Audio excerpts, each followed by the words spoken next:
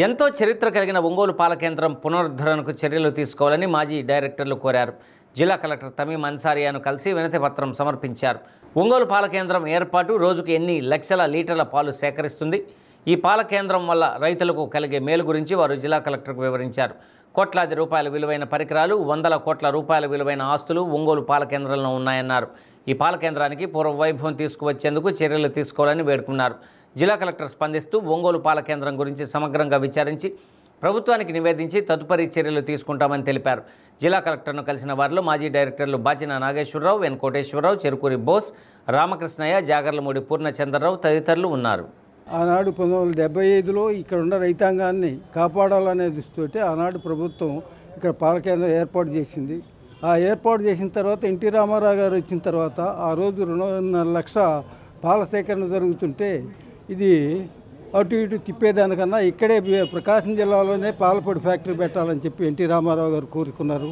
దాని ప్రకారం 85లో శంకుస్థాపన చేశారు. తర్వాత 3 లక్షల లీటర్ల దాకా పోయినాయి. తర్వాత రామసుబ్బారావు గారి టైంలో అట్లా ఉంది, అట్లా కొంత ఇదే వ్యవస్థ వచ్చింది. అట్లనే 2009 దాకా ఈ డైరీ చక్కగా నడిచింది. 2009 కాడి నుంచి కొంత అవకతవకలుగా జరిగి మొత్తం నష్టపోయి ఇబ్బందులు పడి డైరీ అంతా కూడా దెబ్బతింది. దాన్ని ఆసరాగా చేసుకొని 2020లో రాష్ట్ర ప్రభుత్వం అమూల్ డైరీ వాళ్ళకి హ్యాండ్ ఓవర్ చేశారు. ఆ హ్యాండ్ ఓవర్ చేసిన దాన్ని పాలు సక్రమంగా పంచక ప్రైవేట్ డైరీల వాళ్ళకి అట్లా గుంటూరు జిల్లా డైరీకి అన్నింటికి కూడా సప్లై చేశారు. రైతాంగం అంతా కూడా ఇవాళ పాలని ఇబ్బంది పడుతూ ఉన్నారు. ప్రకాశం జిల్లాలో పాల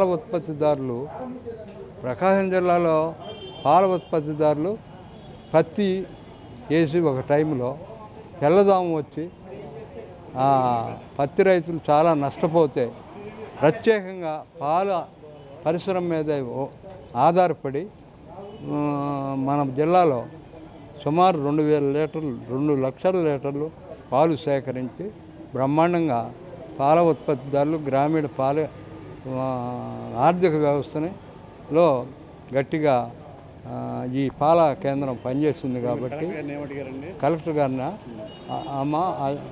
మాకు ఇది 2-3 సంవత్సరాల నాడు మూతపడింది, గుంటూరు జిల్లా వాళ్ళు వచ్చి పాలు సేకరించి వాళ్ళు ఏదో తీసుకుపోతున్నారు, మీరు మళ్ళా ఒంగోలు డైరీని పునరుద్ధరించి ఒంగోలు డైరీ పూర్వ వైభవాన్ని తీసుకొచ్చి ప్రకాశం జిల్లా పాల ఉత్పత్తిదారులని ముఖ్యంగా వాళ్ళ ఆర్థిక పరిస్థితులు బాగుపడటానికి దీన్ని రీఓపెన్ చేసి మాకు మా పాల ఉత్పత్తిదారులకు కాపాడాలి అని చెప్పి కోరాం. మేము 70-75 సంవత్సరాలు, ఆయన 76-7 సంవత్సరాలు, నాది 75, ఆయన ఉన్న పక్కన ఉన్న ఆయన 80.